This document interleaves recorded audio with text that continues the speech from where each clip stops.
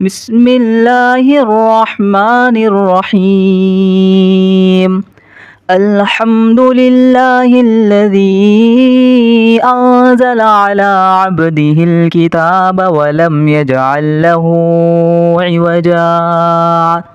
قيما لينذر بأسا شديدا من لدنه ويبشر المؤمنين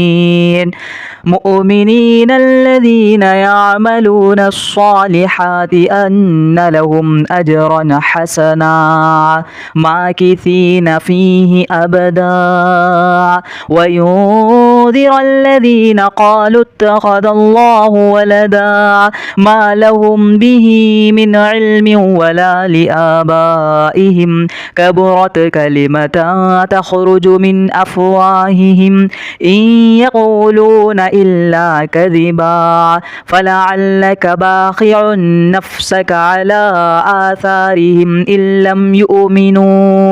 يؤمنوا بهذا الحديث أسفا إنا جعلنا ما على الأرض زينة لها لنبلوهم أيهم أحسن عملا وإنا لجاعلون ما عليها صعيدا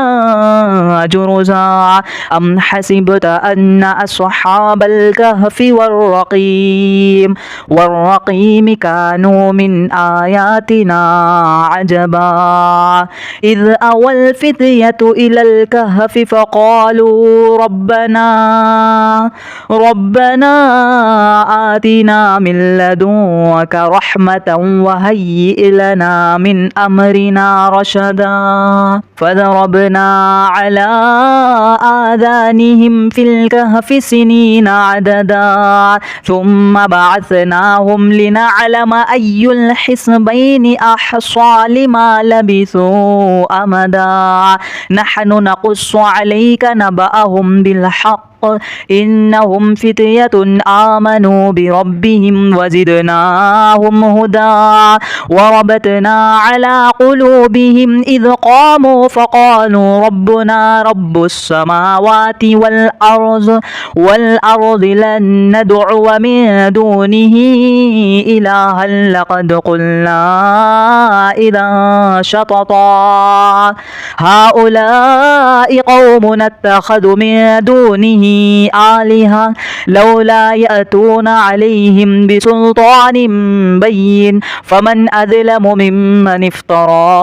على الله كذبا وإذ اعتزلتموهم وما يعبدون إلا الله فأووا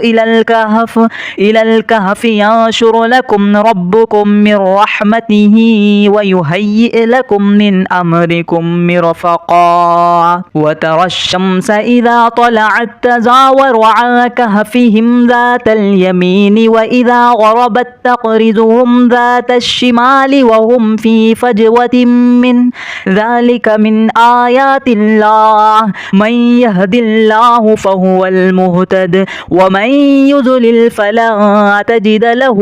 وليا مرشدا وتحسبهم أيقاظا وهم رقود ونقلبهم ذات اليمين وذات الشمال وكلبهم باسط ذراعيه بالوصيد لو اطلعت عليهم لوليت منهم فرارا ولملئت منهم رعبا وكذلك بعثناهم ليتساءلوا بينهم قال قائل منهم كم لبثتم قالوا لبثنا يوما أو بعد يوم قالوا ربكم أعلم بما لبثتم فابعثوا أحدكم بورقكم هذه إلى المدينة فلينظر أيها أزكى طعاما فليأتكم برزق منه وليتلطف ولا يشعرن بكم أحدا إنهم إن يظهروا عليكم يرجموكم أو يعيدوكم في ملتهم ولا تفلحوا إذا أبدا وكذلك أعثرنا عليهم ليعلموا أن وعد الله حق وأن الساعة لا ريب فيها إذ يتنازعون بينهم أمرهم فقالوا ابنوا عليهم بنيانا ربهم أعلم بهم قال الذين غلبوا على أمرهم لنتخذن عليهم مسجدا سيقولون ثلاثة رابعهم كلبهم ويقولون خمسة سادسهم كلبهم رجما بالغيب ويقولون سبعة وثامنهم كلبهم قل ربي أعلم بعدتهم ما يعلمهم إلا قليل فلا تمار فيهم إلا مراء ظاهرا ولا تستفت فيهم منهم أحدا ولا تقولن لشيء إني فاعل ذلك غدا إلا أن يشاء الله واذكر ربك إذا نسيت وقل عسى أن يهديني ربي لأقرب من هذا رشدا ولبثوا في كهفهم 300 سنين وازدادوا 9 قل الله أعلم بما لبثوا له غيب السماوات والأرض أبصر به وأسمع ما لهم من دونه من ولي ولا يشرك في حكمه أحدا واتل ما أوحي إليك من كتاب ربك لا مبدل لكلماته ولا تجد من دونه ملتحدا واصبر نفسك مع الذين يدعون ربهم بالغداة والعشي يريدون وجهه ولا تعد عيناك عنهم تريد زينة الحياة الدنيا ولا تطع من أغفلنا قلبه عن ذكرنا واتبع هواه وكان أمره فرطا وقل الحق من ربكم فمن شاء فليؤمن ومن شاء فليكفر إنا أعتدنا للظالمين نارا أحاط بهم سرادقها وإن يستغيثوا يغاثوا بماء كالمهل يشوي الوجوه بئس الشراب وساءت مرتفقا إن الذين آمنوا وعملوا الصالحات إنا لا نضيع أجر من أحسن عملا أولئك لهم جنات عدن تجري من تحتهم الأنهار يحلون فيها من أساور من ذهب ويلبسون ثيابا خضرا من سندس واستبرق متكئين فيها على الأرائك نعم الثواب وحسنت مرتفقا واضرب لهم مثلا رجلين جعلنا لأحدهما جنتين من أعناب وحففناهما بنخل وجعلنا بينهما زرعا كلتا الجنتين آتت أكلها ولم تظلم منه شيئا وفجرنا خلالهما نهرا وكان له ثمر فقال لصاحبه وهو يحاوره أنا أكثر منك مالا وأعز نفرا ودخل جنته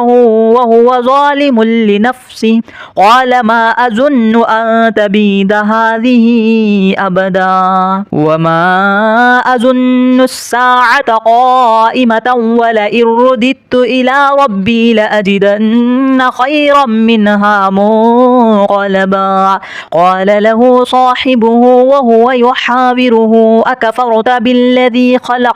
خلقك من تراب ثم من نطفة ثم سواك رجلا لكن هو الله ربي ولا أشرك بربي أحدا ولولا إذ دخلت جنتك جنتك قلت ما شاء الله لا قوة إلا بالله إن ترني أنا أقل منك مالا وولدا فعسى ربي أن يؤتيني خيرا من جنتك ويرسل عليها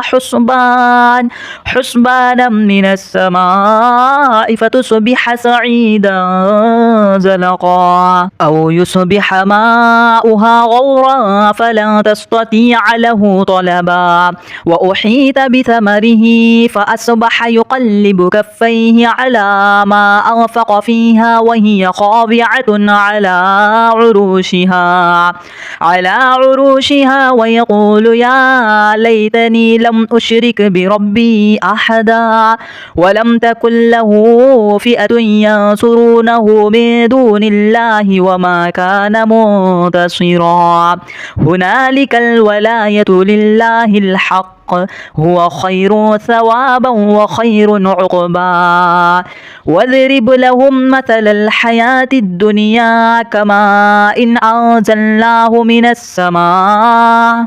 من السماء فاختلط به نبات الأرض فأصبح هشيما تذروه الرياح وكان الله على كل شيء مقتدرا المال والبنون زينة الحياة الدنيا والباقيات الصالحات خير عند ربك ثوابا وخير أملا ويوم نسير الجبال وترى الأرض بارزة وحشرناهم فلم نغادر منهم أحدا وعرضوا على ربك صفا لقد جئتمونا كما خلقناكم أول مرة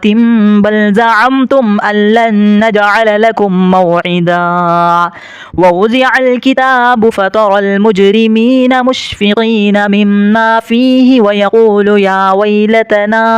يا ويلتنا ما لهذا الكتاب لا يغادر صغيرة ولا كبيرة إلا أحصاها ووجدوا ما عملوا حاضرا ولا يظلم ربك أحدا وإذ قلنا للملائكة اسجدوا لآدم فسجدوا إلا إبليس كان من الجن ففسق عن أمر ربه أفتتخذونه وذريته أولياء من دوني وهم لكم عدو بئس للظالمين بدلا ما أشهدتهم خلق السماوات والأرض ولا خلق أنفسهم وما كنت متخذ المضلين عضدا ويوم يقول نادوا شركائي الذين زعمتم فدعوهم فلم يستجيبوا لهم وجعلنا بينهم موبقا ورأى المجرمون النار فظنوا أنهم مواقعها ولم يجدوا عنها مصرفا ولقد صرفنا في هذا القرآن للناس من كل مثل وكان الإنسان أكثر شيء جدلا وما منع الناس أن يؤمنوا إذ جاءهم الهدى ويستغفروا ربهم إلا أن تأتيهم سنة الأولين أو يأتيهم العذاب قبلا وما نرسل المرسلين إلا مبشرين ومنذرين ويجادل الذين كفروا بالباطل ليدحضوا به الحق واتخذوا آياتي وما أنذر هزوا ومن أظلم ممن ذكر بآيات ربه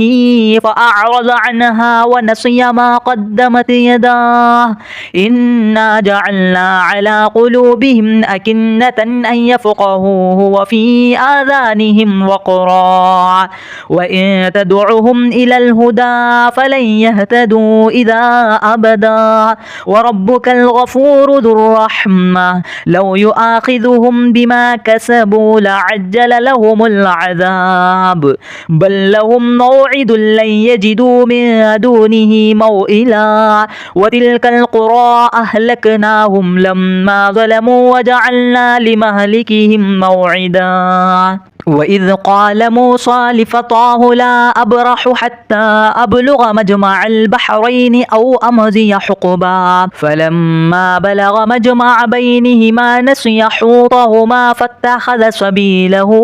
في البحر سربا فلما جاوز قال لفتاه آتنا غداءنا لقد لقينا من سفرنا هذا نصبا قال أرأيت إذ أوينا إلى الصخرة فإني نسيت الحوت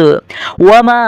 أنسانيه إلا الشيطان أن أذكره واتخذ سبيله في البحر عجبا قال ذلك ما كنا نبغي فارتد على آثارهما قصصا فوجد عبدا من عبادنا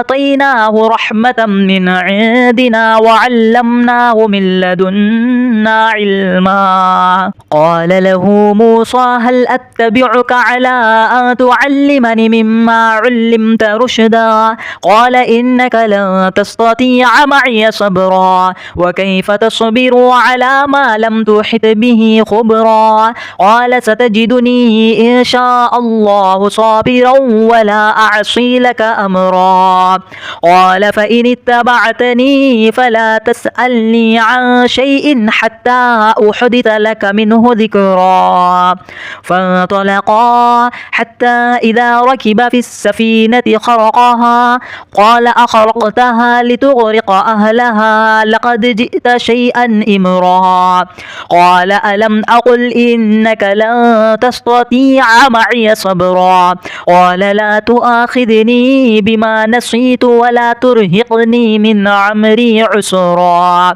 فانطلقا حتى إذا لقي غلاما فقتله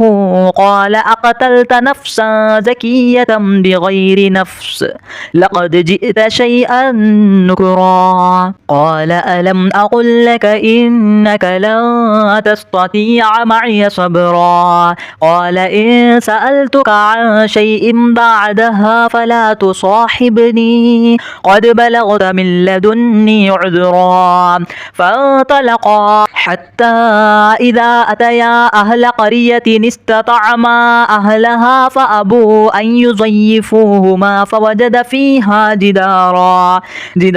يريد أن ينقض فأقامه قال لو شئت لاتخذت عليه أجرا قال هذا فراق بيني وبينك سأنبئك بتأويل ما لم تستطيع عليه صبرا أما السفينة فكانت لمساكين يعملون في البحر فأردت أن أعيبها وكان وراءهم ملك يأخذ كل سفينة غصبا وأما الغلام فكان أبواه مؤمنين فخشينا أن يرهقهما طغيانا وكفرا فأردنا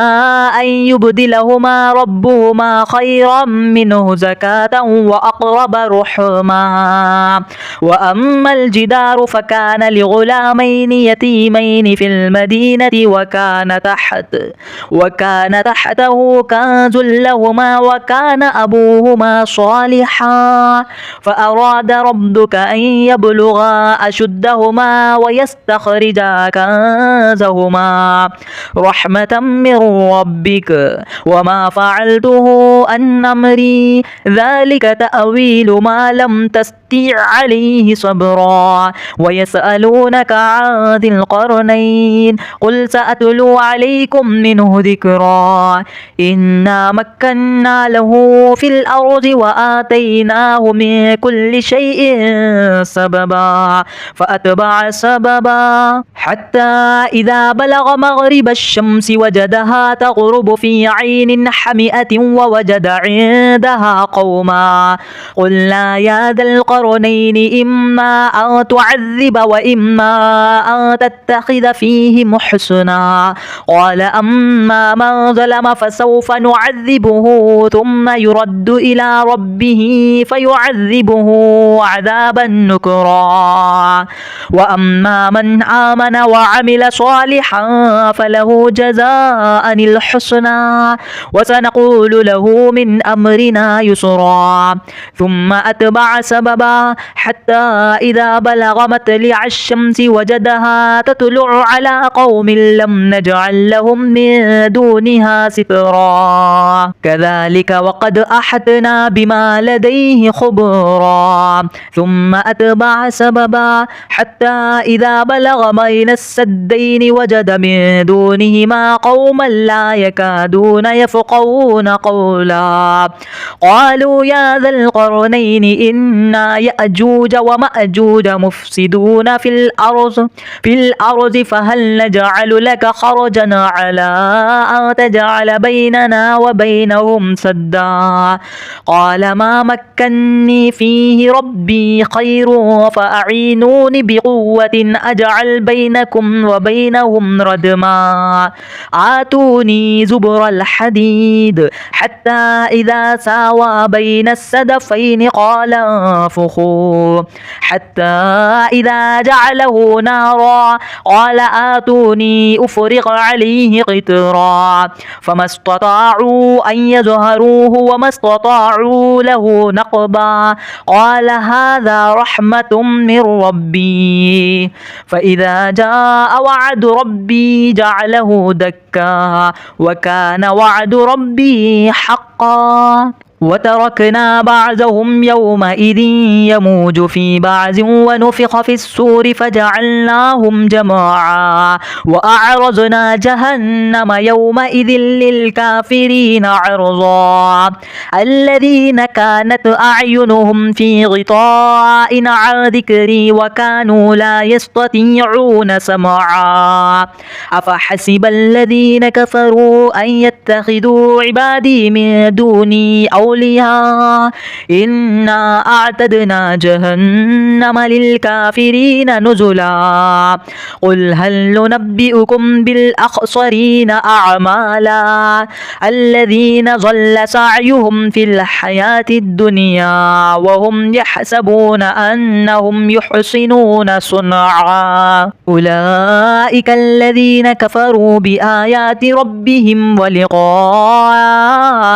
فحبطت أعمالهم فلا نقيم لهم يوم القيامة وزنا كذلك جزاؤهم جهنم بما كفروا واتخذوا آياتي ورسلي هزوا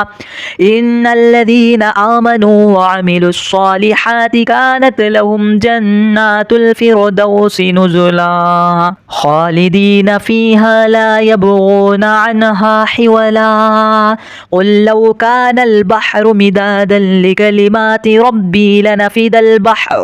لنفد البحر قبل أن تنفد كلمات ربي ولو جئنا بمثله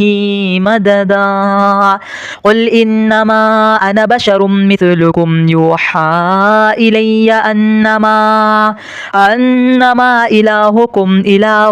واحد فمن كان يرجو لقاء ربه فليعمل عملا صالحا ولا يشرك بعبادة ربه أحدا